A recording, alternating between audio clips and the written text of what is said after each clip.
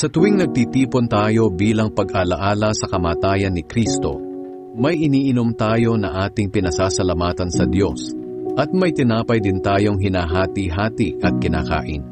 Hindi ba't pakikibahagi ito sa dugo at katawan ni Kristo? Kaya nga iisang katawan lang tayo, kahit maraming bahagi. Dahil iisang tinapay lang ang ating pinagsasaluhan. Tingnan ninyo ang mga Israelita. Ang mga kumakain ng mga handog ay mga kabahagi sa gawain sa altar. Ano ang ibig kong sabihin? Sinasabi ko ba na may kabuluhan ng mga Diyos-Diyosan o ang pagkaing inihandog sa kanila? Hindi. Ang ibig kong sabihin ay inialay nila ang mga handog na iyan sa masasamang espiritu at hindi sa Diyos. Ayaw ko maging kabahagi kayo ng masasamang espiritu. Hindi tayo maaaring makiinom sa baso ng Panginoon at sa baso ng masasamang espiritu. At hindi rin tayo maaaring makisalo sa hapag ng Panginoon at sa hapag ng masasamang espiritu.